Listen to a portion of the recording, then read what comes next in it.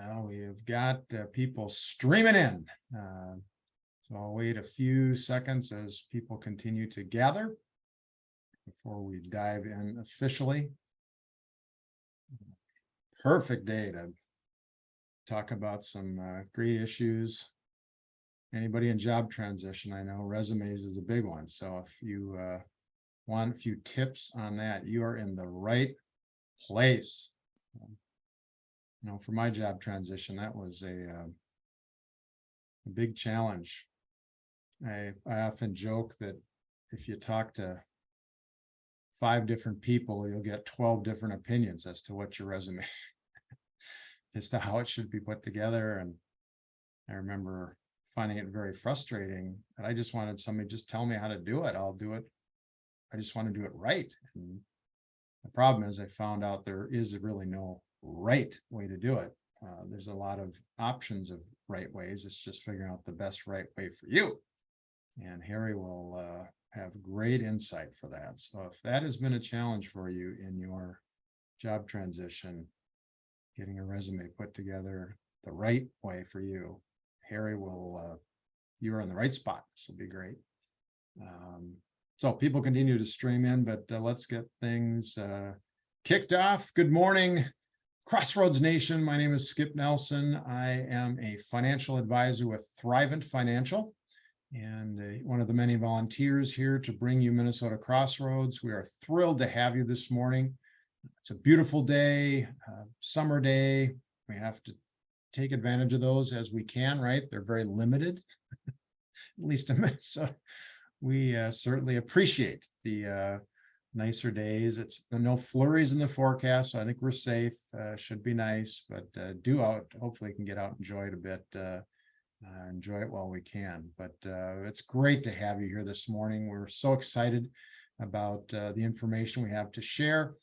We'll be talking about a little bit into God's Word and relating it to job transition. We've got a video to show you testimony from Scott Hamilton, the Olympic gold medalist. And then Harry will talk and use his vast experience in talking about resumes. And then I'll finish up by talking about some resources that Minnesota Crossroads has for you. And not only are they really helpful for your job transition, but they're also free. Yes, you heard me right, free. And speaking of free, we'll also talk about how you can get a free copy of this book called How Long, O Lord, How Long by Dale Kreinkamp. It's a devotional specifically for job transition. And so lots of free goodies for you. So just make sure you stick around to the end to hear about how you can get the book free. But as long as we're talking about the book, I thought I'd go into it and talk a little bit about the word and how it relates to probably the most important element of job transition, and that is networking. Now, for some of you, you hear that word, you probably just, it gives you the heebie-jeebies just thinking about it, just not comfortable doing it and don't really know what do you say and whatever, and it's just not your favorite thing to do. And that's probably normal. There's probably more people that are like that are a bit uncomfortable networking than those that really enjoy it. And but the reality of it is 80% of jobs are garnered via networking. So it's one of the most critical elements of your entire job transition. So whether you're comfortable or not, doesn't really matter. It's something you're going to have to do to effectively and hopefully efficiently get through your job transition to the end where you find that ultimate hopeful dream job that you're seeking. The other element of networking that's important is there's a lot of jobs out there that never get posted. It's what we call the hidden job market, jobs that are out there, but you're not going to find them in the traditional way. And you know what? The only way you will find them, yep, it's networking. It's that if you've networked in and you know somebody who knows somebody and they're like, you know what? I heard that we're going to be posting this job, blah, blah, blah.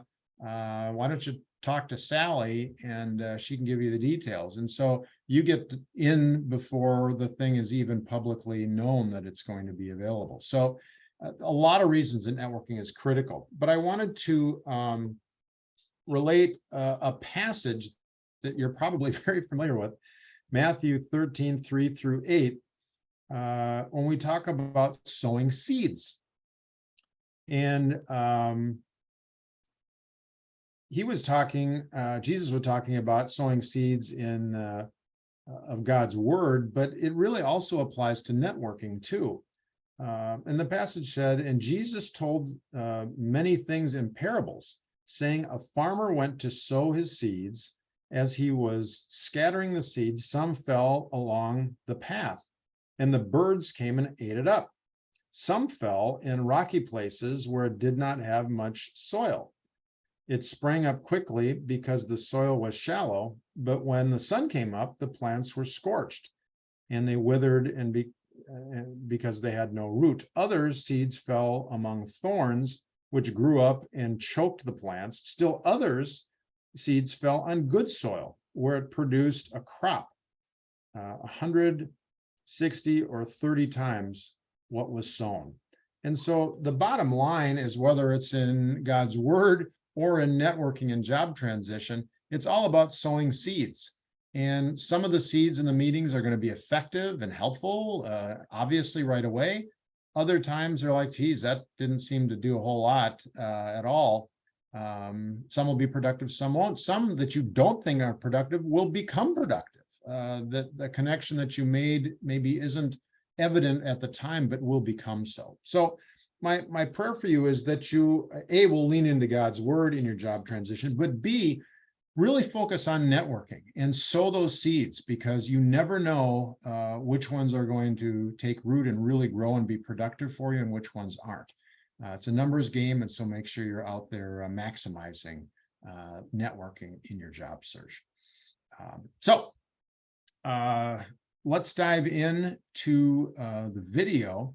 As I mentioned, Scott Hamilton is an Olympic gold medalist, and he has had huge success, obviously, from his skating career, but also had a lot of challenges with health issues, cancer, and really found faith, and it has been critical in him making it through his many challenges. And so let's hear from Scott and about his journey, and I'll be back to introduce our speaker after that. I don't think anyone's truly equipped to go out in front of 1 billion, 2 billion, 3 billion people on an Olympic stage, and you're scared out of your mind. On a 200 by 100 surface of ice, you wonder why you do this, because you're so nervous. On 2 10-inch lengths of 1/4-inch wide steel, through this, just get me through this. And you're to manipulate those edges for 4.5 minutes and do triple jumps and athleticism and not make a mistake. It's impossible. But I found a way to be just good enough to win the gold medal. The more I look back on it, I think it's unbelievably awesome. Like, that was me. You know, I always thought if I could be really good on the ice, you know, I could become famous.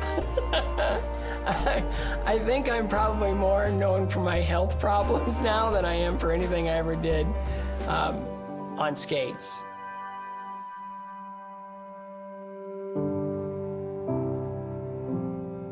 When I was very little, I suffered from a disease that stopped me from growing. It was in and out of hospitals for years, and I was never really home. And so what ended up happening was I came back from kind of being in and out of hospitals, and I ended up going to the skating club thing just by accident. And I found skating, which kind of took on a life of its own, and it progressed. And pretty soon I'm competing, pretty soon I'm living away from home. All my role models and the people that were teaching me how to live day to day were older skaters. So there was a lot of it that was terrific, but a lot of it that really wasn't guiding me in any real direction. It wasn't until I suffered the devastation of my mother losing her battle to cancer that something was awakened in me. I knew I needed something more, something better. I think I needed to have some strength. And My mother was my source of strength. When she was living, I would disappoint her. But when she was gone, I just didn't ever want to be less than she thought I could be.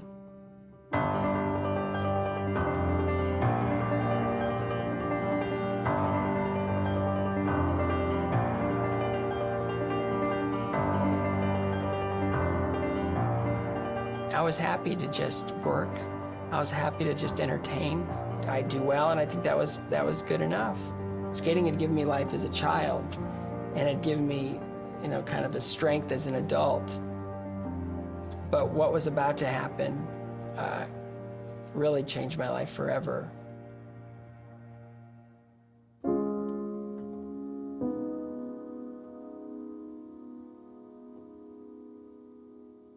Cancer, it put me into a phase of my life where I just needed to kind of sort it all out. I just survived something. Why? I survived something that took the most important person in my life off the planet. That was my mother. She died of cancer and I survived. What's my purpose now? What do I need to do? How do I?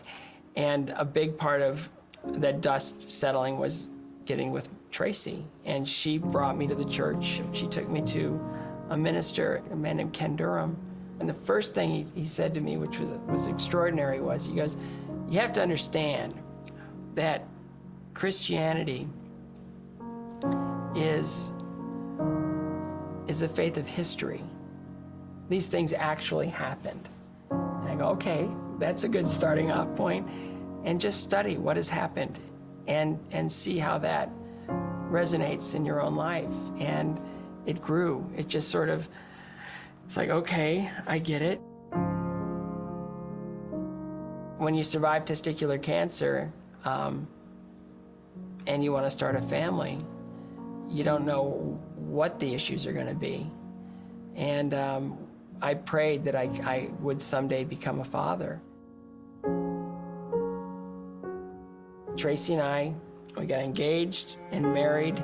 And then my son was born 9 months and 2 days after we got married. So I guess there was a plan there.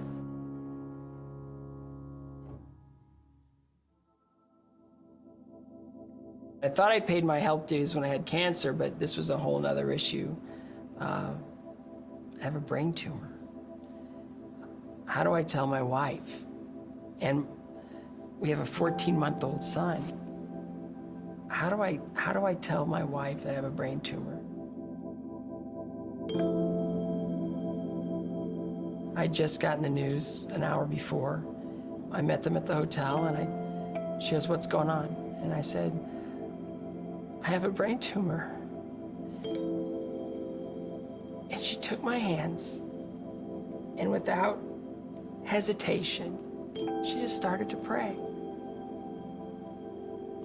And it was in that moment I knew where I was going to put everything. My trust, my faith, everything. So the most powerful moment of my life. From that moment forward, we just said, whatever it is, whatever it takes, we'll face this. When they're gonna do a biopsy, they tell you, we're gonna drill a hole in your head, and then we're gonna take a needle down through your brain and take a piece of the tumor. They said, we seem to have found a safe corridor to do this. And I go, well, I'm not using most of it. But they tell you all the things that can go wrong in that surgery. And I remember waking up, and I looked at the clock, and it was 10:20. I knew where I was. And then the next thing I saw was my wife come in with a smile on her face. She said, they know what it is. And they found out that that brain tumor was one that I was born with, one that I'd had since birth, which inhibited my growth as a young child. That was the mysterious illness I had that they never diagnosed that got me into skating. Who would I be without a brain tumor? I'm 5'4". If I were 5'8", if I would have grown those years, 5'10", where would I be? who would I be? I could choose to look at it as debilitating, could choose to focus on the suffering. I choose to look at that brain tumor as the greatest gift I could have gotten, because it made everything else possible.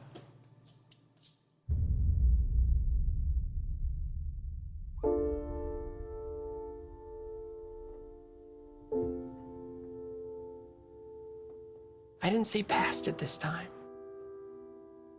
I didn't think I would survive. One point I was starting to really feel weak. And one nurse in particular, I was up at 3 o'clock in the morning and I just was uncomfortable. And she was, can I get you anything? And I just said, no. I go, I'm just a little scared. She said, do you pray? I said, yes. And she said, what do you say when you pray? I go, well, I just thank God for all the blessings in my life. Do you ask him for anything? No. I just want him to know I'm grateful. I'm grateful. Well, who is God to you? And I said, well, I guess he's my father. Oh, you're a father, right? Yes. If one of your children were hurting, wouldn't you want him to come to you for comfort, strength? Yes. So I changed the way I pray now. I ask. Uninhibitedly, I ask. I ask to heal. I ask for strength. I ask for courage. I ask for another child. Want to talk about miracles? It's after surviving the pituitary brain tumor. It's impossible, practically impossible. I did 6 injections a week for 2 years. No luck. We're not meant to have another child. We gave that to God. A month later, we found out that Max was on his way. Miracle Max.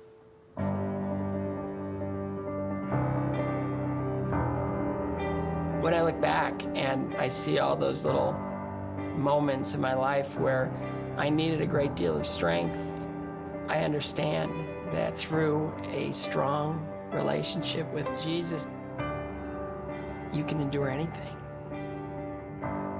I've just learned that the only true disability in life is a bad attitude. God is there to guide you through the tough spots. God was there every single time. Every single time. My name is Scott Hamilton, and I am second.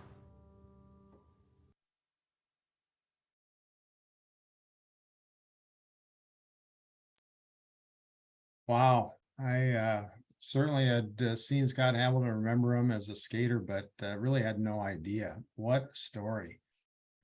And what power with faith and just turning into God. And so, again, hopefully for you in a challenging time of life that is job transition, it doesn't really matter whether it's that or a health issue, that God is still there and he is there for you. You're not in this alone.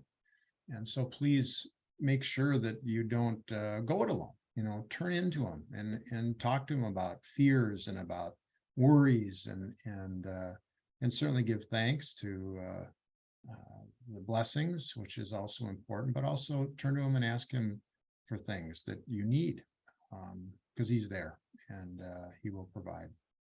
So thank you, Scott Hamilton.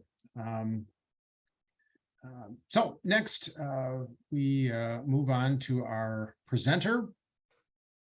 It's a name that is familiar probably to many of you. Harry Urschel has led Minnesota Crossroads for a number of years and does a wonderful job, has put together an incredible team of volunteers. In a time of weakness, he even accepted me as one of his volunteers. And so, but there's a lot of really, really good people from a variety of different backgrounds that, again, are all here to serve you and to help you in your job transition. And Harry leads us all in that endeavor.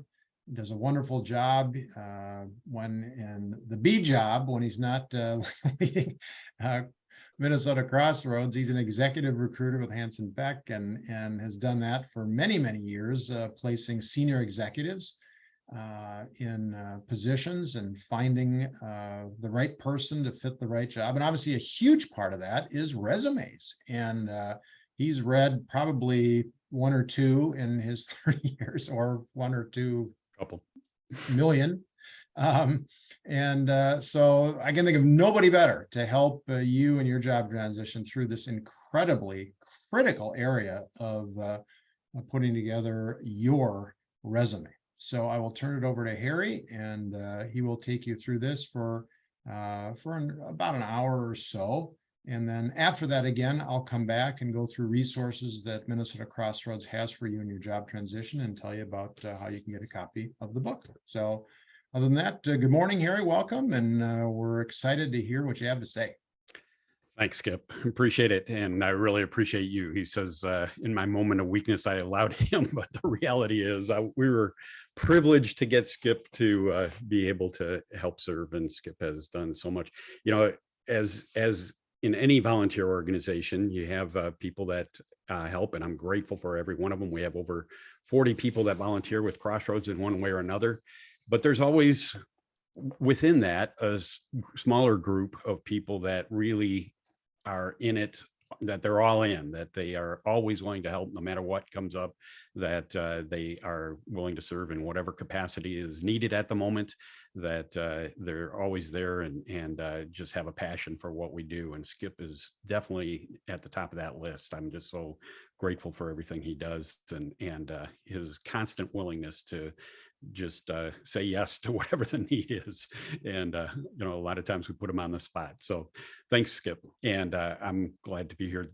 As Skip mentioned, professionally, I am a recruiter for the past 36 years. The last several years, I do retained senior executive search.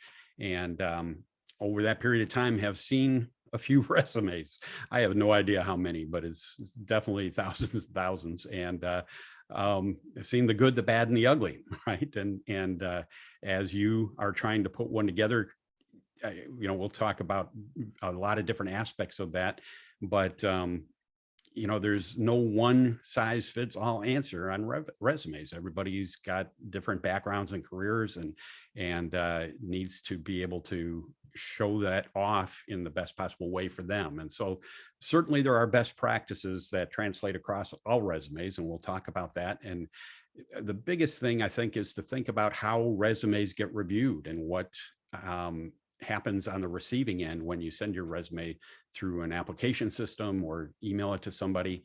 And we'll talk about what that means in terms of how you should set up your resume. All that said, let me share my screen here with some slides. And I do have my chat box open. So as you have questions that may come up, don't hesitate to type in some questions there, and we'll make an attempt to answer as many or all of them as we can. If time goes by and I'm missing a chat in there, Skip, don't hesitate to jump in and interrupt me to get that answered. But hopefully you're seeing that slide there, resumes at work. And, you know, as I mentioned, I think understanding the process of what happens when we send a resume to somebody goes a long way to making sure that we are preparing it in a way that's going to be most effective in that process. And, you know, we'd love to think that when we send in a resume or we fill out an application, somebody's looking at it and reading through it top to bottom and thinking, let me think about how we might be able to use this person in our organization. And that would be a wonderful thought in our dreams, but it does not happen that way, not at all. And unfortunately, you know, it's in a lot of ways, the application process is online, or even when we're just sending a resume to somebody, it's a broken system. It's so full of so many flaws, and so many times the best qualified people don't even get noticed, and they don't get seen at all. And it's it just is what it is. And when we're not part of the system on the inside of the organization, we can't do anything about the problems that exist other than, Skip emphasized networking, and that is so critically important. And I'll talk about that a little bit more as we go here as well. But it is what it is. And so you have to make the best of the way the system works now, and hopefully that'll improve your odds of getting found and considered for different jobs. But like I said, we would love to think that they're thinking about how they can use you in the organization, and the reality is almost opposite of that. So what does happen when we apply online or we email a resume? Sometimes smaller companies in particular might not have an online application system. They just say, email your resume to such and such. And we send it in, and we would love to believe that it is getting looked at by human eyeballs, but it's not. It goes into a database, or it goes into obviously somebody's Outlook email box. And periodically they do search throughout that database to see of the people that applied, who has this kind of background, and they're doing a keyword search. And you don't know what those keywords are. There is no master dictionary to say for an accounting position, these are the keywords that are always going to get used. But you have some clues from their resume. From their job description. And so you want to take a look at what does their job description say that is likely to show what they're going to be looking for specifically to fill this role. And so using their terminology is so critical. Especially when you're applying online, the likelihood is that nobody ever looks at your resume at all. Your resume goes into a database as you apply online. And then, as I mentioned, somebody's doing a search to see who has these terms on their resume, and those resumes pop up. And you might have a perfect background for the job, but you didn't happen to use those keywords. And so your resume never popped up, and no human eyeballs actually saw your resume at all. And that's a discouraging thought, I know. But, and again, this is where networking becomes so important. It is the reality of what happens. The same thing in somebody's Outlook email. Typically they're not looking at every resume that comes in. A small company that might not get a ton of applicants, it's possible that somebody's looking at those, every one of those resumes that comes in. But even there, it's often very unlikely. One of the challenges is a recruiter within an organization, particularly a large company, and large companies get far more resumes than smaller companies do. United Health Group, for example, I know some of their statistics. They average over 500 applicants for every job they have posted online. And at any given time, they have, across the country, they have nearly 1,500 jobs posted. So do the math, and any one recruiter is typically working on anywhere between 20 and 50 job recs at one time. So even if they have 20 and 500 applicants per job posting, think about that. They do not have time to look at every resume. And when they do, what they're doing is just a very quick scan. And you think, how can they get any information out of a 5-second scan? But the reality is they know what they're looking for. They need somebody with this kind of background for, experience in this kind of industry or other company. They need to have this technology experience, whatever financial system the company's using, if we're talking about accountants, for example. And maybe one or two other things that they know what they're looking for. So they can scan through that resume real quick. If they see it, then they'll typically spend a little more time with it. And so the more they see that they need, the more likely they're going to spend more and more time on the resume.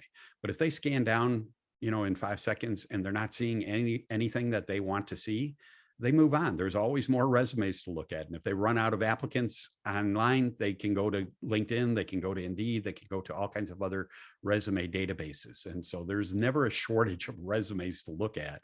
It's a matter of, can you catch their attention in that quick 5-second scan in order to get them to consider you more fully. And, there's a lot of advice out there, to put all your critical information at the top of your resume.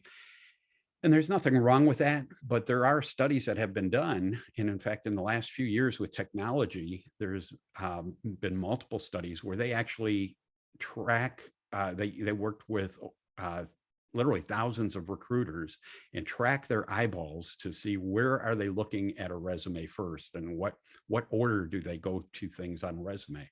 And almost invariably, recruiters jump to the work history first, because no matter what somebody says about their background at the top of their resume, the most important thing they want to know right away is, has in the recent history for this person, in their last job, or at least in the last 2 jobs, have they done something that's directly related to this job? And for somebody that's making a career change, it's easy for them to slip by that, to say, you know, well, they've been doing something else. They may have done this in the past, but they're trying to do, you know, they did something else for a while and now trying to get back, or they're trying to make a career change altogether. Why would I interview that person when I have 5 other people here that are in their last job or current job are doing exactly the same kind of work that we're doing right now? Now, that doesn't mean that if you're trying to make a career transition that you can't pursue that job, but just realize your resume is never going to be the tool to open that door for you, because they're always comparing your data. And when you're sending in a resume, your resume is just data about the background you've had, and they know nothing else about you in terms of personality. What you write on your resume about your personality is really meaningless to them, because people can write and say anything they want about themselves. And many times people that have none of the positive traits that they're talking about put the most self-descriptive terms like that on there. So, you know, to say you're a strategic thinker or a hard worker or a dynamic personality, people that aren't any of those things write those things on their resume. So that doesn't get considered very much. And so the important thing that they're looking to connect the dots of is, does this person's work history, most recent work history, match closely to the work history we're hoping for this job? And so that's what you have to emphasize on your resume. And the reality is, especially in a larger company where they have tons of applicants, they're looking for reasons to reject your resume, because they are likely to have, out of 500 applicants at United Health Group, they're likely to have 15 or 20 that are really close fits. And out of that, they don't want to interview 15 or 20 people. They want to narrow that down to 4 or 5 or maybe less, and that they're going to pursue and interview more. So they're looking for reasons to toss people out, not reasons to bring people in. And so they're essentially sorting theirs. Okay, yes, I definitely want to talk to this person. No, I don't want to talk to this person. And then maybes they might have, in terms of, if I run out of yeses, I'll take another look at these resumes here. But that's the process of what really happens. So I know it can be discouraging, because you think, boy, I put all this time and effort into my resume. I think I have a great background on this, but boy, in 5 seconds, they blew right by me and they didn't see the obvious things, the things that are obvious to you, but not to them. And you get rejected. And that doesn't feel fun, but it's the reality of it. So how do you make the most of that? How do you improve your odds of getting a call in when that's what you're hoping for? And so you have to first start out to realize what a resume can and can't do for you. The best a resume can do is possibly get you an initial screening or an interview, or, you know, generate a phone call to talk to you further. It can't ever tell the person, the employer, that this is the person I'm going to hire. And too often people write their resume with everything that they possibly can think of to put in there to get hired for the job, and it makes their resume far too dense and hard to read, and too much detail that is often very irrelevant, when in fact they need to emphasize the things that are most critical just to get them an interview. And so we'll talk obviously about the details of those things, but it's critically important to realize what your resume's purpose is and how it gets reviewed, and that'll put you in the right mindset to design one that it's going to be most effective for you. And there's value in the process of writing your own resume. I am not opposed to professional resume writers. So sometimes people push back on me to say, you know, why do I hate resume writers? I don't. I will say there are very few really good resume writers out there. There's an awful lot of people that have backgrounds in English or literature or writing of some sort, and they write well, but they don't understand the hiring process. And so they write resumes that sound beautiful, sound wonderful and look beautiful, but they're not very effective in getting interviews. And then I've seen other people that have written their own resumes that they don't look very nice. The formatting isn't great. And there's, you know, sometimes it doesn't sound as great as it is, but it's highly effective because they focused on the things that are most important to trigger getting a call. The other thing I find, though, is there's great value in the process because forcing yourself to figure out how to say things most effectively on your resume gives you great preparation in your networking processes and your interview process. And, you know, as I mentioned here on the slide, is if you can't write it well, you won't be able to say it well either when you're in a networking meeting or in interviewing. So wrestling through how do I say things as concisely and directly and as impactfully as I can in short order really goes a long way to making sure that you can articulate it well when you're talking to people as well. And I get it. For some people, writing is much more difficult than for others. And for some people, it feels like they're bleeding through their fingertips as they're trying to wrestle through how to write this or type out the right phrasing or whatever. But I guarantee the time and effort put into that is going to make you better all the way around. It really forces you to think through what are the most important things somebody needs to know about me, and how do I say that as clearly and succinctly as possible. And so there is great value in the process, and I encourage you to wrestle through that. As I mentioned, there are some good resume writers out there. Typically, the good ones charge an awful lot of money. You know, I mean, it can be easily $1,000 to put together a great resume. But even there, I'm a believer in having a great resume. I really am. But if you're doing a great job of networking, your resume really isn't that important. Your resume at that point is just to confirm what you've been talking about rather than being the tool to open up doors for you.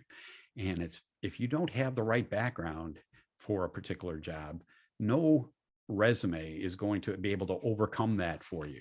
Certainly you can emphasize some good things in there and it might help a little bit, but there is no perfect resume that's going to be able to open a door that you wouldn't be able to get an interview because your background just doesn't fit. And so too often I think people put too much weight on trying to create the perfect resume that is going to change the world for them, and that just doesn't exist. So what are they looking for? As I mentioned, the biggest thing is they're looking for your most recent work experience that matches the job. That is the number one thing that a recruiter or hiring manager looks at in a resume when they receive one. And you know, I should preface a lot of this with you know, Skip joked about the fact, but it's absolutely true. And most of you probably know this already or experienced it yourself. But if you show your resume to 10 people, you'll get 11 or 12 conflicting opinions about it, right? And so who do you believe, and what do you do with that? And you know, I think it's always worth getting opinions, but that you don't have to take all the advice that you get either. So you have to figure out what makes the most sense. Ultimately, you're the only one that's responsible for what you're presenting to an employer. And if an employer is asking you about something about your resume, you can't say, well, that's what Harry told me to say on there, or that's what Harry told me to write. It's got to be something that you feel good about and can defend. And so I never get offended when somebody doesn't take my advice on the resume when they ask me for a critique, because I realize it's their resume. They have to feel good about it and be able to talk about it best they can. And if it's working for them, no matter what my advice is, keep doing what you've got. If it works, it works. If it's not working, then you might want to consider making some changes. But you have to consider who you're getting your advice from too. And so unfortunately, there's a lot of people out there that give old advice. Resumes have changed over the last 10, 15 years. And there's a lot of people out there that just don't necessarily know better. You think a hiring manager might be a great resource for it, and they might, but if it's somebody that only hires a couple of people a year, and when they do, they're working with their internal recruiter at an organization, and that recruiter is only showing them the best 4 or 5 resumes out of all the applications, they don't see enough resumes to really get a sense of what is good and what's bad. They just see a small sample of resumes out there. And so people that look at a lot of resumes, as part of their daily routines, are typically great resources. And what you find is, and so recruiters, obviously that's what they do, right? And so recruiters tend to be the best resource for advice on your resume. But even there are nuances, which I'll talk about in a second. You want to put the most weight on the advice that you get from people that are looking at a lot of resumes as part of their jobs. And what you find is that typically they have very similar advice for you, because when they're looking at a ton of resumes and they know what's current and they see a lot of what's changed over the years, they typically have the same kind of feedback for most cases. Now, there are recruiters, obviously, that specialize in just a particular field, whether it's in IT or accounting or sales resumes. And each of those resumes should look different and have different types of information that's emphasized. And so somebody that's always looking at IT resumes may not have great advice for somebody that's creating a sales resume, and vice versa. And so you want to keep those kind of factors in mind as well. But there are some obviously general best practices that make sense across any kind of functional area. So the next thing they're looking for are skills that match the job. Does it require a certain kind of software experience, certain kind of functions or processes or things that are unique for that job? And so that's the second thing they're looking for. Does this person have the appropriate level of education and experience? If the job requires 5 years of experience and this person has 2, or the job requires 5 experience and this person has 35, those are both going to be questions in the recruiter's mind or hiring manager's mind. Is this person really the appropriate fit for this job?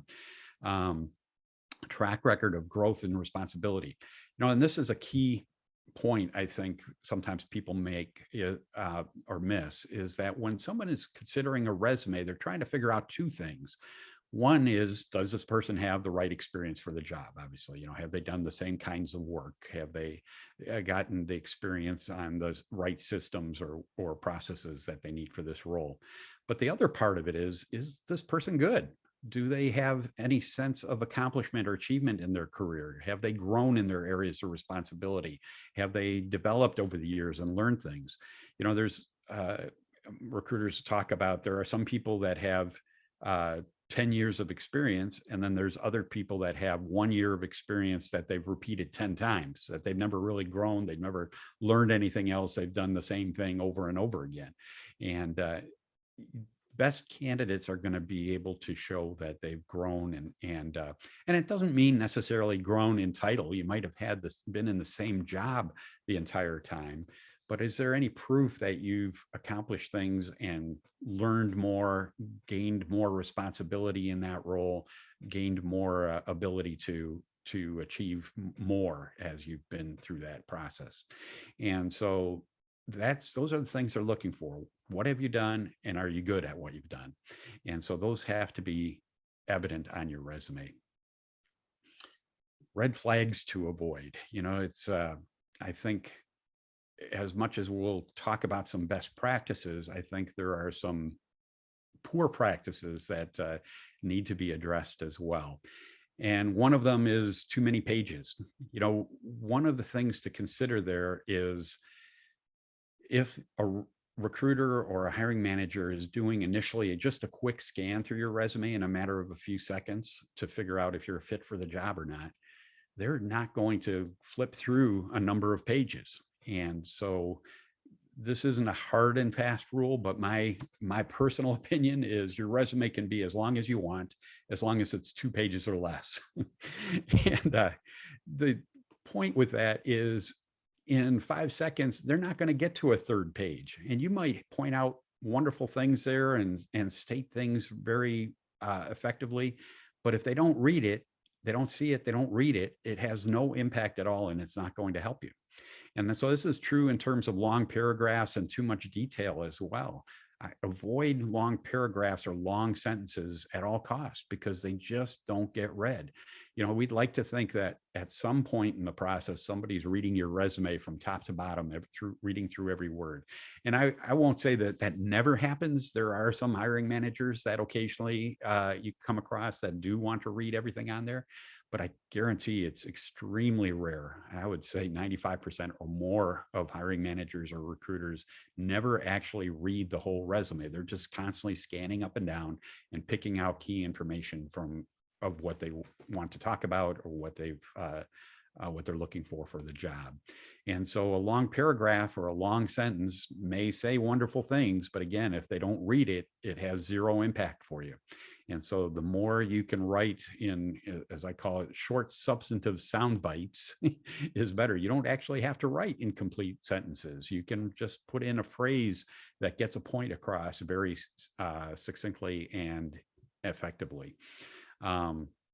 But you have to keep in mind, how can I get information across as quickly as possible in a short scan? And that's how you want to focus your resume. Too many self-descriptive adjectives. We talked about this a little bit earlier in terms of saying putting a paragraph at the top of your resume that is several sentences long, saying that I'm a strategic thinker and self-starter that has great work ethic and ability to communicate effectively with people across an entire organization at every level. It's not a bad thing to have some of that in your resume, and most resumes have some descriptives like that. But when you put in a ton of it, it really has zero impact. And even when you have just some, I would say it really doesn't help your resume, because anybody that's spent much time reading a lot of resumes finds that everybody says the same things about themselves. And so it becomes, it's, what's the line from the Incredibles movie where the mother's telling the son that, everybody's special. And he says, yeah, when everybody's special, then nobody really is. And that's kind of the impression your resume makes when you're doing that, trying to describe how special you are just with self-descriptive terms. And it means nobody's special, because everybody writes that. It is a good idea to point out all those things through experience you've had or accomplishments you've had, and things that you've achieved that show that you are special. But always, it's more effective with facts than just stating things.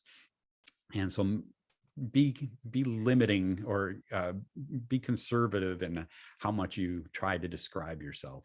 You're going to be in an interview is a place where you can show what your personality is like and what your strengths are like, versus just trying to describe it in a resume. Little evidence of success or competence. And I mentioned this earlier. Again, they're trying to figure out that, not only what have you done, but have you had any success or competence in what you've done? And so you need to be able to show that in some way. Avoid purely functional formats. And I'm assuming to some degree everybody understands what a functional resume is versus a chronological resume. A chronological resume shows your most recent work experience, most recent job, and then you go back to your previous job, and so on down the list in your resume. And that is the most common, most expected, and most credible format for a resume that's out there.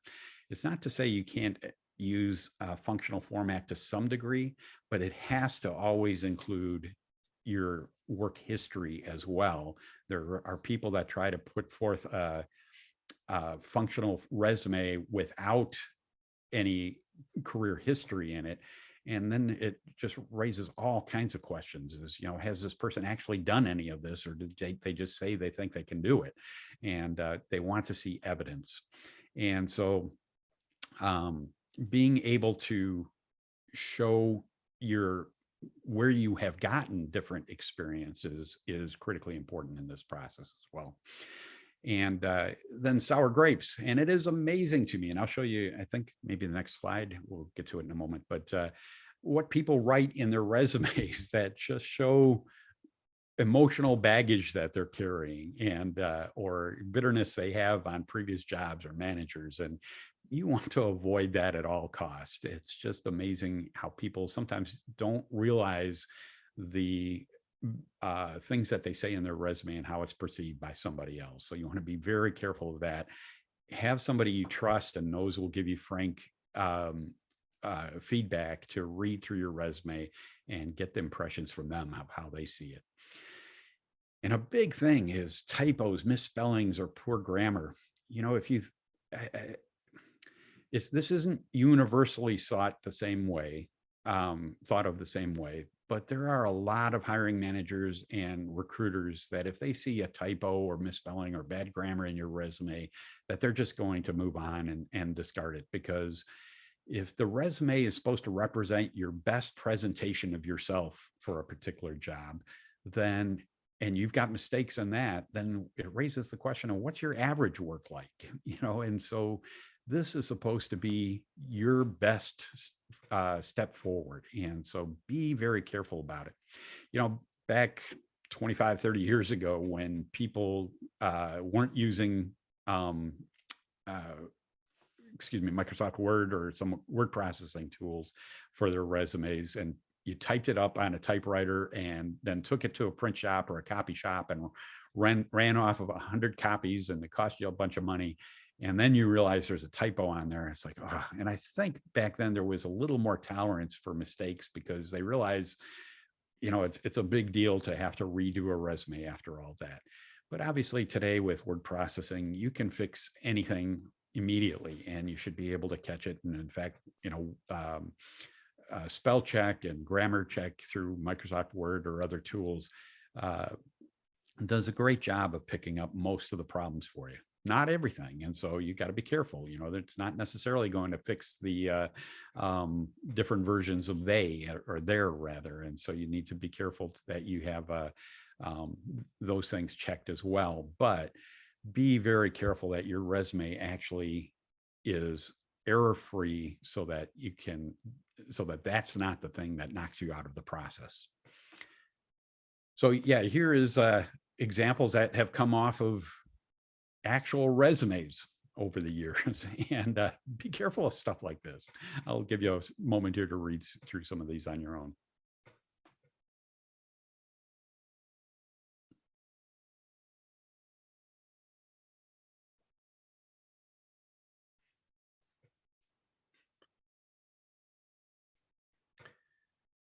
I like the last one where they say their skills are attention to detail, and they mention that twice. They must have missed that strength somehow. Whoops, skipping by here. So what is the best format? And the reality is there is no one best format for a resume. Everybody's career is different, and different fields, different industries, different work histories, each should have different ways to emphasize their experience. But there are some common things that I think are important here.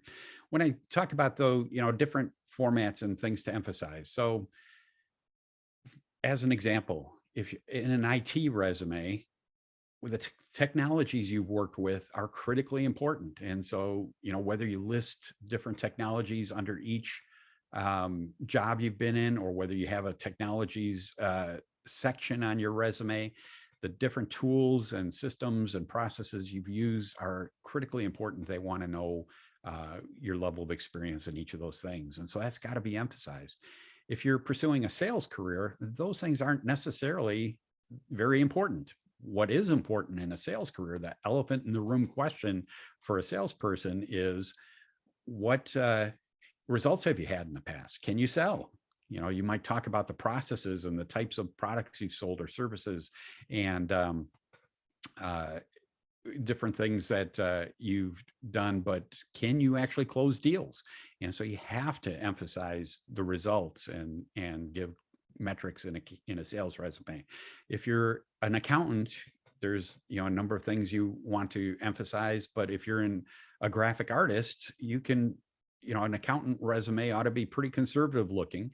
A graphic artist resume probably ought to have a little more flourish to show a little more of your abilities and personality, not necessarily art on them, but it should show a little more creativity.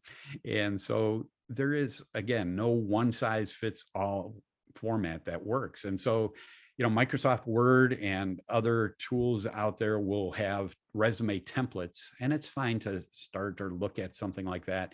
But trying to fit everybody's background into one template is not a great answer, and isn't necessarily going to emphasize your experience as much as you'd like, or that is going to be worthwhile for you. I see sometimes, you know, people see someone else's resume and think, wow, that's a beautiful resume, and it, you know, it works really well, and so I want my resume like that. Well, that worked really well for their background, but it might not work so well for your background. One example too is work history, in terms of if somebody spent the last 25 years at one company versus somebody else that changed jobs every year or year to 5 years, you want to have different things emphasized in different formats for those different scenarios. So don't get overly enamored with someone else's resume as being the right answer for you, because your career probably isn't exactly like that person's. Do not use an objective at the top. And unfortunately, I still hear some people out there giving resume advice that say, put an objective at the top of your resume. These days, it is just dated. I mean, people that have objectives at the top of their resume, it just conjures up a resume from 20 years ago, and it's not what you want to have on there. Instead, use a heading and summary points, and I'll show you an example here in just a couple of minutes. But that is just one of the things you absolutely do not want to have. Other minor details, but they're noticeable. People might not recognize what the difference is, but as a whole, they notice the difference. So years ago, people used to tell you always use Times New Roman font, because that's the best font for ATS systems, or applicant tracking systems, to be able to read. And that's just not true anymore. ATS systems have gotten much more sophisticated, and a Times New Roman font, which has, you know, flourishes kind of to the letters, just looks more dated also these days. So using a more modern font, whether it's Calibri or Arial or others that are cleaner, more modern font, is much more effective and makes your resume look more up to date. And so, you know, those are relatively minor things, but important, because they create an impression. You know, another minor but important thing that people don't think about is take a look at your email address. And, you know, I've seen people have, you know, email addresses like machoman@gmail.com, or I know one story of somebody that a guy whose daughter set up his email account for him way back when, and it was twinkletoes@yahoo.com, you know. And so, or do you have an AOL.com address at this point? Your email address creates an impression in somebody's head, and so it should be as professional as possible. Ideally, just your name, first name dot last name, or some version of that. And I get, you know, it may be difficult, particularly if you have a common name, to get that, but figure out something that makes sense. And don't just, you know, because I think Gmail will, for example, give you first name dot last name and a string of numbers, you know, at the end, if your first name last name isn't available.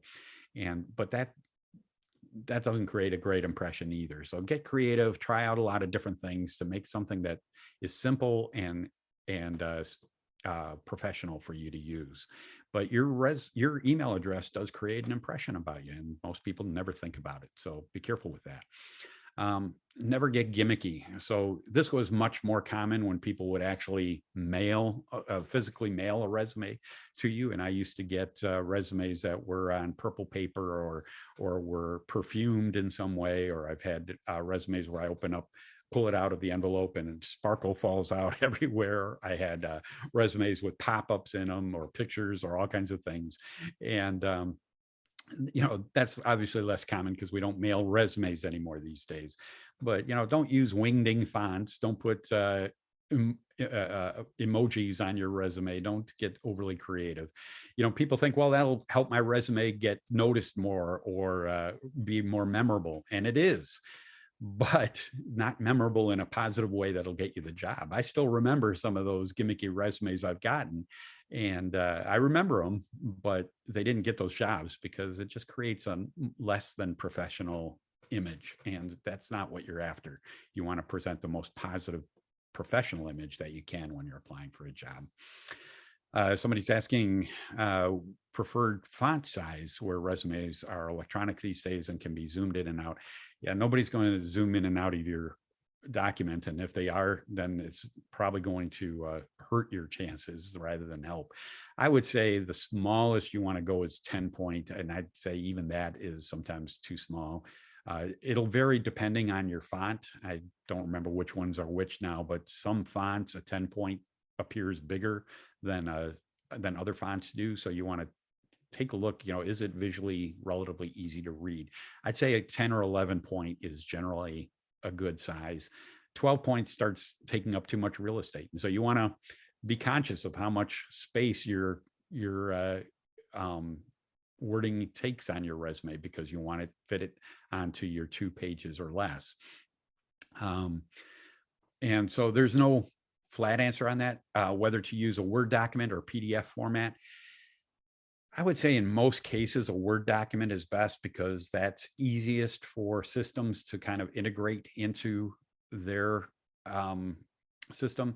What you can't always guarantee is that your Word document is going to come out in exactly the same formatting on their end as it is on your end. And so if you are finding troubles with that, and this is where you don't want to use obscure fonts, because if you're using a font that they might not have on their computer, then the system will automatically convert it to a different font, and then it'll screw up your formatting. And so if you're using a common font like Calibri or Arial, or others like sans serif, I think, they're highly likely to have that font on their system, and it's not going to be a problem. But if you're using something else, you want to be careful of that. And so then in that case, you might want to save it as a PDF format. But I would say better to use a Word format and use common fonts. But I'm sorry, I missed the previous one. Please explain last bullet on last slide. I'm not sure which slide you're referring to. If you want to clarify your question, I'm glad to address that if it's still valid for you. Anyway, one way, and this I get is a odd slide here, but one way to get a sense of what are good resumes and what's not is go to Google and say, if you're an accountant, Google accounting resumes, and then go to the image section of Google, and you'll get literally thousands of resumes on there. And now, just because a resume is online does not mean that it's a good resume. There's a lot of bad resumes online, but I encourage you to look through other people's resumes and get a sense. The more resumes you look at and try to read yourself, you'll get a sense of what's a good resume or not, based on how much were you able to get out of that resume from trying to read it quickly. If you really had to dig in and read everything very carefully and it was kind of long and tedious, then it's probably not a very effective resume, because the recruiter is not going to read through all that stuff. If you are able to scan down and pick out a bunch of key information pretty quickly and easily, then it's probably a pretty effective resume. And the more resumes you're looking at, you're going to get a better sense of what works well and what doesn't. And so take the time to find other resumes in your field and read through what other people have. The other thing here is resumes aren't proprietary copyrighted information. And so you can use wording that other people have used. Now, don't hijack somebody else's experience that you don't have, right? But if you see that somebody else has done the same thing you've done, but you like the way they worded it better than the way you've worded it, you can use their phrasing in your resume. So you can get some great ideas from other resumes. And there's always plenty of resumes to look at. So find, as I say, Google resumes in your field to get a sense of what other resumes are like. And then you can get some great ideas off that. You might find a format that you like. You might find, as I say, phrasing and wording that you like. You'll get just basic ideas of how it's laid out in order to be easily read and digested. And so I encourage you to look through that. But Google is wonderful for all kinds of things. So take advantage of that. So I'm going to show you here 2 resumes. Now, this is considered an old resume that is not very good these days. And then I have another example of a better one. Both of these describe the same person and describe the same experience. But I just want you to get a sense of how one is able to convey a lot of information more easily and more effectively than the other is. So a few things that I'm going to point out on each resume here is, as I mentioned earlier, if you want to keep your resume to 2 pages, as I believe you should, you want to be very conscious of how you're using space and be able to conserve as much space as possible. And so what was typically looked for in the past is having your full address and taking multiple lines to do that. That is just absolutely not necessary these days. It is a good idea to put what city you're in, because it does matter. Particularly, you want to emphasize that if you live close to where the job is, because if they see, you're in Eden Prairie and the job is in Eden Prairie, they're going to feel good about, okay, this person, it's a short commute for this person and they're going to feel comfortable with it. If you're in Eden Prairie, but the job is at 3M in Oakdale on the east side of town, that may be a little bit more of a concern. And so you might not want to put your city in that situation. What you want to be careful of, though, is look at your phone number, because these days people carry their cell phones and use that number, but they may have moved. So if your area code is not local, and you might live locally, but your area code is from still when you used to live in Chicago or someplace else in the country, then they're not going to know whether you're a local candidate or trying to relocate. And they're going to always naturally give more credence or emphasis to somebody that's local, because it's just easier to be sure that that person's going to take the job ultimately than somebody that has to relocate. And so if your area code is from out of town or out of state, you want to then make sure that you put your local city so that they realize that you are still in town. Things that, date people sometimes too is how they put some of these things. They'll write the word address and then colon and put the address after it, or write phone and colon and put the phone after it. Don't do that. Just put the phone number, just put the address, just put the email address, and that's all they need. But make sure you do have your contact information on there. I'm amazed every now and then I get a resume from someone and it has no contact information. And you think, well, this is, a wonderful resume and I'd love to talk to you, but I have no idea how to get a hold of you. So be careful of those kind of things. This resume is written in Times Roman font, as I mentioned earlier, and it just kind of makes it look dated from that perspective as well. It's got an objective at the top. And what you find typically from objectives that people put on their resumes is it's about what they want. And this is an example here is, seeking a senior project manager opportunity with a growing dynamic company where I can further develop my skills and continue to advance my career. Well, that's wonderful for you, but it says nothing about what you're going to do for the organization and how you're of value to them. So you don't want to put an objective. It's just one is it appears dated these days, and usually it adds no value to how you're going to be of value to them. They have a summary statement in here, which is fine, but it's a longer paragraph, which again is not going to get read. I guarantee it. And they might read the first line, but they're not going to read the whole thing. So no matter how well it's written or how powerful it does zero to help you in your cause of getting an interview. And then they have their starting, their job history, and it lists their last company, and they break down their experience in bullet points. But again, with paragraphs or long sentences that just are not going to get read. And if you have several bullet points and they're all crammed together like that, I guarantee that third or fourth bullet point is not going to get read at all, because it just looks like one giant block of text. And so as a contrast, let me show you this. This is the same person, same experience, but let me point out a number of things here. One is it's got a heading at the top. It doesn't have to be the exact title of the job you're applying for, but generically, it might be sales professional, or it might say accounting or finance professional. But it gives them instantly the idea that you're in the ballpark of what the job is. So when I say that United Health Group, for example, gets 500 applicants per job posting they have, that does not mean 500 qualified applicants. There are unfortunately huge numbers of people out there that apply for anything and everything, whether they're qualified for a job or not. And so they, see a lot of resumes that are nowhere in the ballpark of the job they're trying to fill. And I think people's when they apply for things they're not qualified for, they think, well, I've got 1 point of experience here on it. Maybe they'll think creatively and consider talking to me. And if I throw enough applications out there, then something will stick.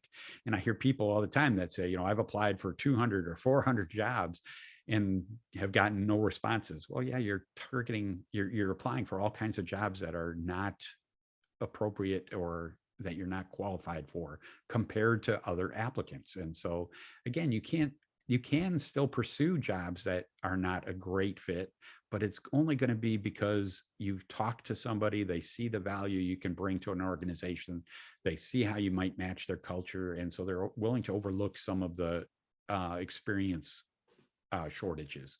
But it's never going to happen because of your just applying online or sending a resume.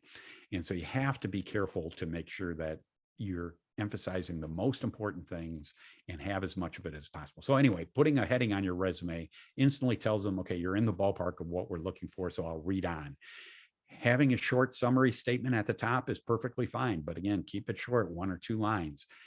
Breaking up the other things you want them to know about you into bullet points like that in a way that is easy for them to read just by a quick scan down, that can help you. Writing a paragraph to explain all those things they're not going to read. And so keeping things as simple as possible.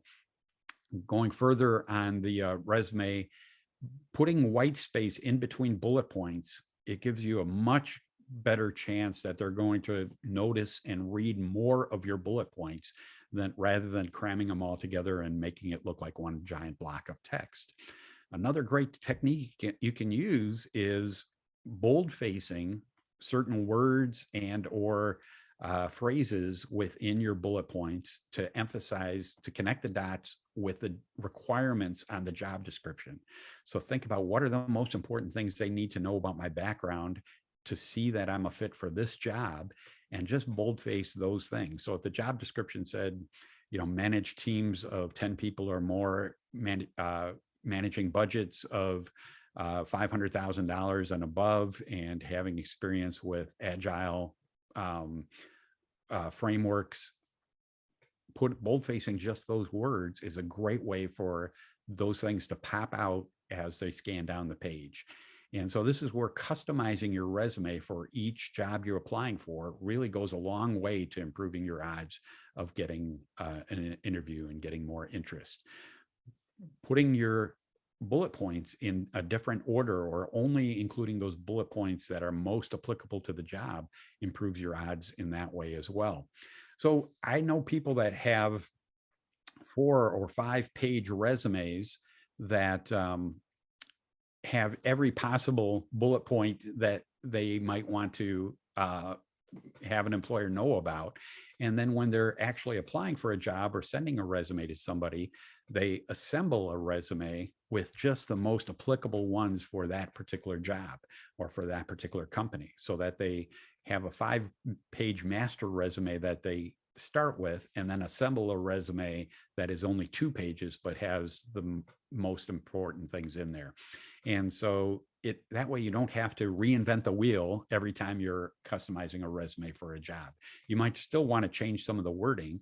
Part of that is using their terminology from their job description to show the fit on your resume. So you might have, and I'm not necessarily thinking of an example right off the top of my head here, but you might have exactly the experience they're asking for, but they call it something different in their job description than what you used to call it at your last job. And so using their terminology instead of yours helps them see how you're a fit, and makes things much more clear on your resume. And so it takes extra time to customize your resume, but the payoff can be huge. And I really encourage you to think about that. Putting the most relevant bullet points at the top of your responsibility section of your jobs. And instead of, not having, I have people sometimes that tell me, I can't believe they didn't call me in for the interview. I did the exact same thing that they're asking for, but I look at their resume and they listed that as the 4th bullet point instead of the 1st bullet point. And again, they may not read that 4th bullet point. So you want to make sure they see the most important things first. Is it appropriate? Somebody's asking, is it appropriate to include your top 5 strengths from StrengthsFinder? It's not inappropriate, but not everybody is familiar with StrengthsFinder, or, will connect the dots to what that means. So if your strengths are highly relevant to the job that you're applying for, and that's obvious just by what those strengths are called from Clifton, then sure, there's no, I don't discourage it, but I don't think it's the magic bullet that a lot of people think it is many times to open up doors for them. But yeah, there's no, I don't discourage it. I don't think it's a bad thing. The other thing I wanted to just point out here is, and this one still has, I don't know what it is, 1 inch or 3/4 inch margin around the top, but you don't have to have 1 inch margins around your resume. So again, in order to add the white space you need and include as much information as you can while still making it readable in 2 pages, you can go down to 1/2 inch margin on each side. So that saves you space as well. You want to creatively use tools to manage your real estate. So one of the things here is putting in the line across the page to separate different sections of the resume. By doing that, I can still use a single space and instead of having to go to a double or triple space to separate sections. And it makes it more readable by breaking off those sections more easily. And so again, compared to the previous resume, this one is so much more effective in terms of getting things noticed. Now, that said, I don't want everybody to rush to create a resume that's an identical copy of this one, right? But this is just to give you some ideas of things you can do to make your resume more effective. Education, for example, I just want to mention real quick is if your education, if you're a recent grad, you just graduated or you're only a year out of school or so, you want your education to be listed above your work experience. Then it matters more to them where your education is from or what kind of degree you have. If you have 5 or more years of experience, that's really secondary and should be at the bottom of your resume. Your experience carries at that point, your experience carries much, much more weight than your education does. However, if your education is from a notable school, particularly, if you're an engineer and you got a degree from MIT, that should be at the top of your resume. If you went to an Ivy League, some other Ivy League school, if you have a Harvard MBA, that should be at the top of your resume throughout your career. That's always going to be a bell ringer, even if you've got 30 years of experience. And so, but if your education is from a state school somewhere, that, you know, is not as prestigious or highly thought of as Harvard or Yale or something like that, then put it at the bottom of your resume. What are the font sizes for various headings, font type on the resume? Yeah, you can use different font sizes, you know, that make it look so for certain things to stand out.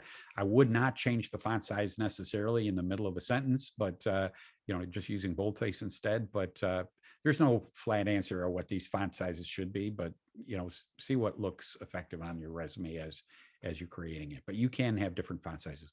I would say all the standard print throughout your resume should be the same font size. So if you're using 10 or 11, you know, don't vary having 10 point at the top and 12 point down later, or the other way around. Using for different sections, use the same font sizes.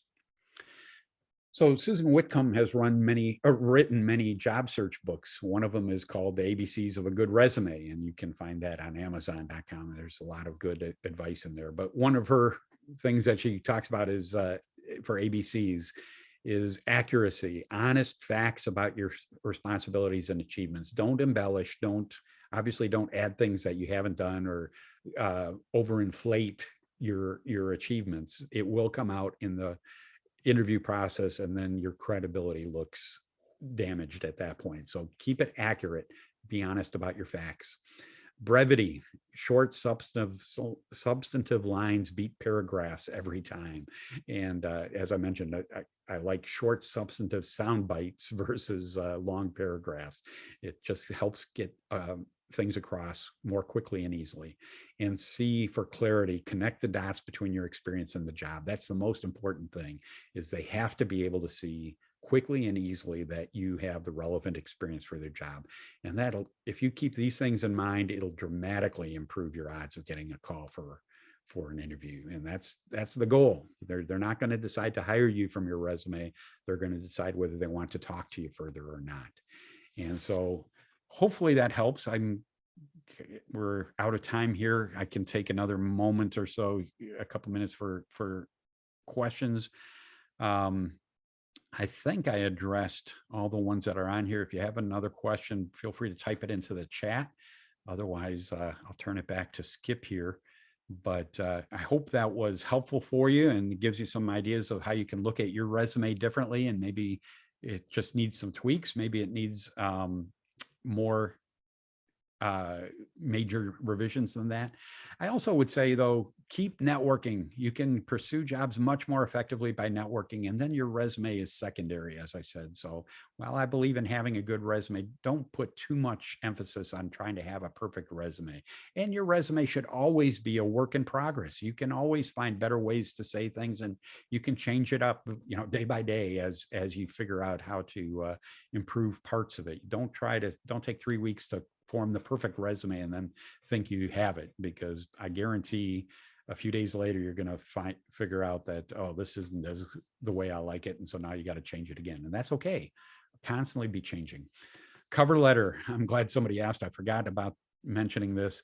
A lot of people don't like my answer because they put a lot of emotional capital into creating cover letters. But what I say is, unfortunately, cover letters just don't get read, and so don't bother. It's much more effective to create a better resume that connects the dots.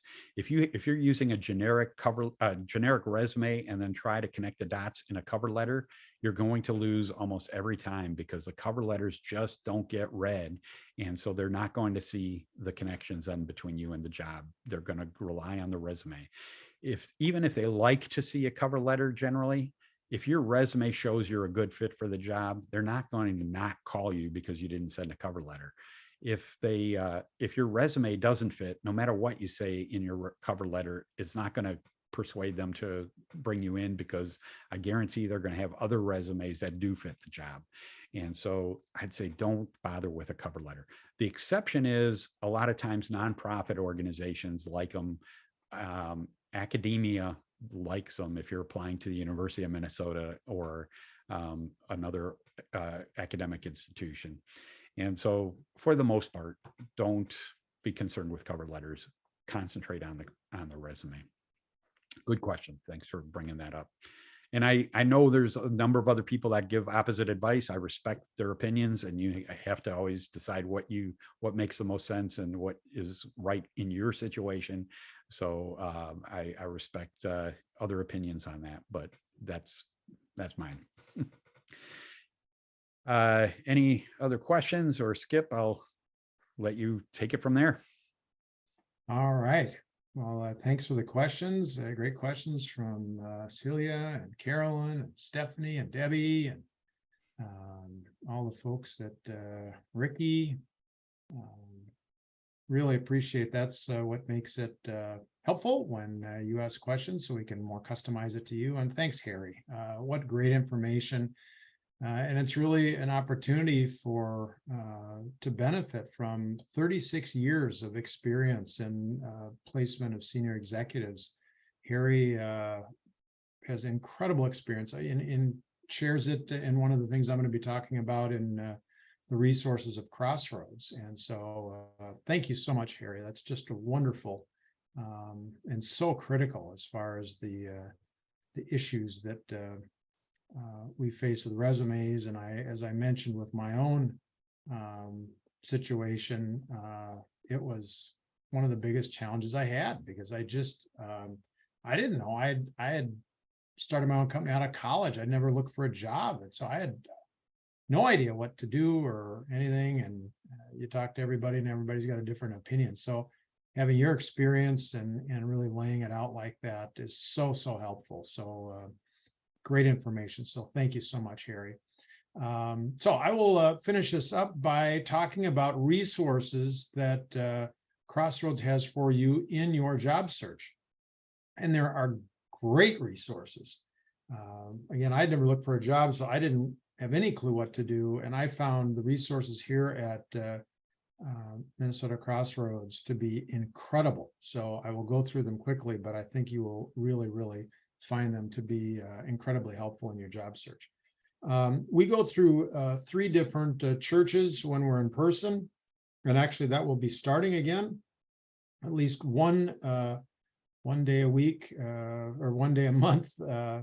Next month, on the 3rd of August, we will meet for this meeting, the first Thursday meeting with the presentation in person at Grace Church in Eden Prairie.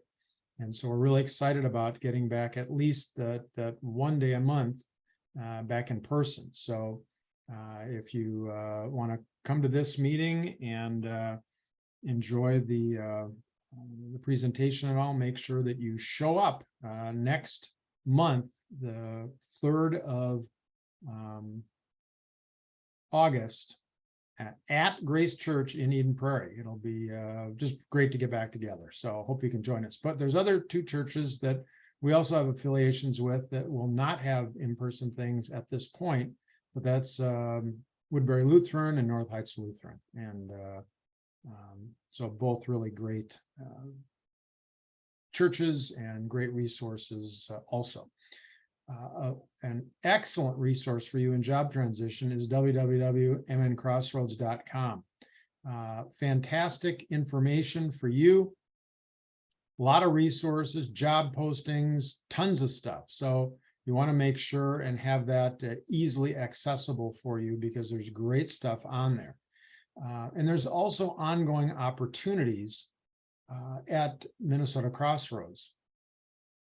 We have Networking with Grace, which takes place right after this event from 9 to 11 every Thursday, and that is weekly, led by Wes Tang and Wes Roper. Wes Tang has been doing this group for, gosh, over a decade. It's a very well-run networking group. And again, networking, as we've referenced earlier, is 80% of jobs are garnered via networking. And so it's a wonderful way to be able to connect. And you can chat with other people about talking about your kind of targeted companies and all that good practice for you to kind of say that and kind of give your elevator pitch, as some would call it. And you can ask for specific connections, and people can connect you up to people that they may know at your ideal company. So it's a great place to network every Thursday, 9 to 11. There's one-on-one coaching available, and they start on an ongoing basis. And so just reach out and you will get connected to the next group that's starting. But it's an 8-week class, or I'm sorry, that the one-on-one coaching is available anytime. And that is for anything. If you want to have somebody look at your resume, or somebody do a mock interview with you, or you have a specific question about something in your job search, as Harry referenced, there's 30 to 40 of us as volunteers from a variety of different backgrounds. And you can reach out at any time to talk about anything, ask any questions that you want. So that is available any time online.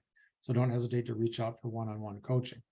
Now, we also are big believers in prayer.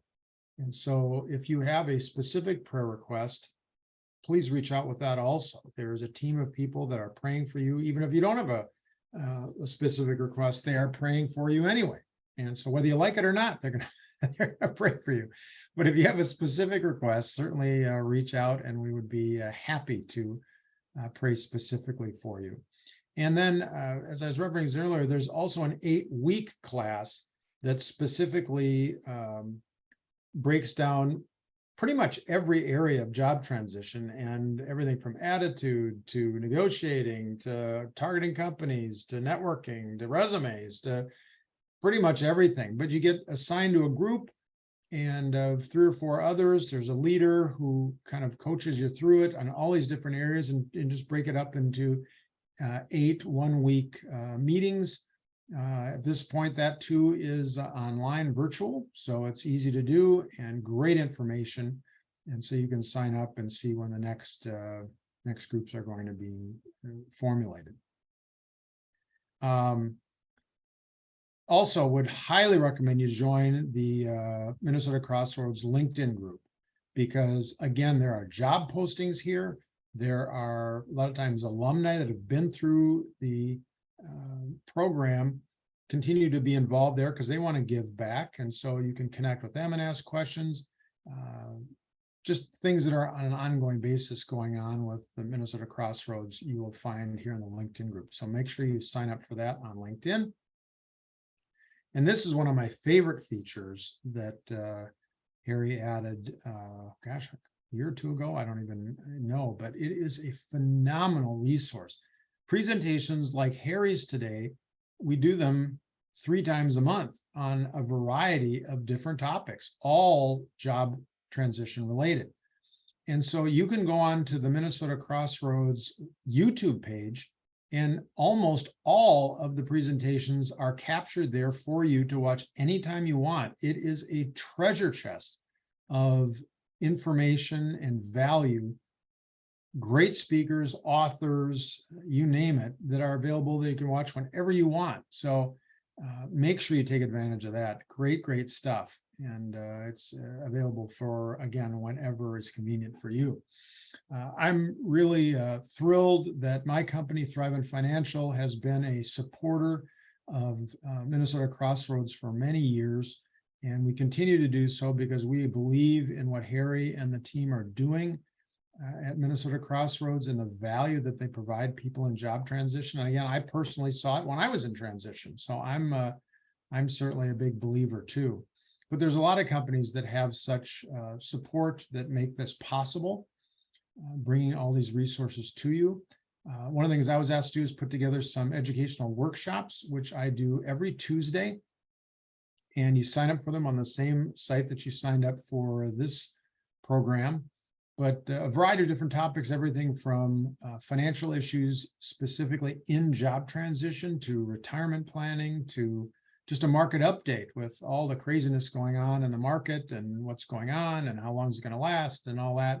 Nobody knows for sure, but we have national experts from Thrivent and all that provide data and information to at least give us an opinion as to what they think and can help kind of guide what we might want to do in response to that. So don't hesitate, but would love to see you on Tuesdays for those workshops. And has been referenced numerous times, there's a bunch of volunteers that have come together to bring Minnesota Crossroads to you.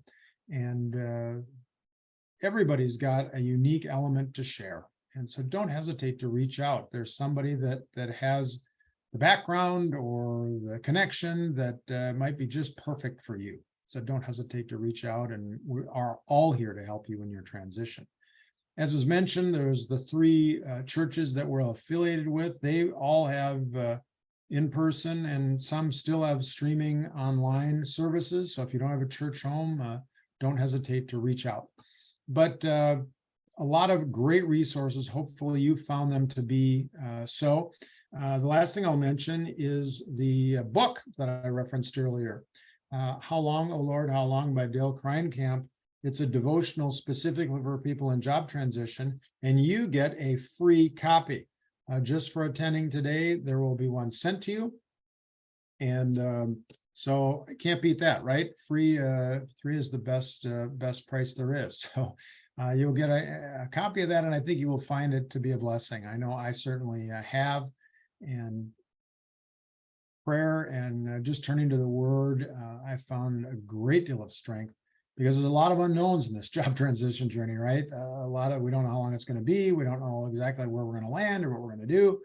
And we don't need to. God does. He knows, and He's got the plan. And sometimes if we can just lean into it, we'll be taken care of. And it'll, as I've heard many, many, many, many times, oh my gosh, it was better than I could have imagined. I'm so glad this happened, because I ended up in a better spot than I was before. So that is my prayer for you, that your hard work and networking and resume writing will end up landing you in a position that is your dream job, better than anything you can imagine. And lean into God, because that's His plan for you too. And we're just so thrilled that you joined us here today. Make sure that you tune in. Our next meeting is going to be next Thursday, but it's in the evening from 7 p.m. to 8:30. James Moore is going to be talking about maximizing your job search with ChatGPT. So utilizing the technology that we're hearing so much about as far as artificial intelligence all in your job search. So that should be really, really good, because it can be helpful with resumes. It can be helpful with so many elements of your job search. So that will be fantastic information. And then again, August 3rd, the first Thursday in August, we will be in person at Grace Church, Eden Prairie. Would love to see you there. And other than that, have a phenomenal day. Blessings in your job search, and we'll see you next time.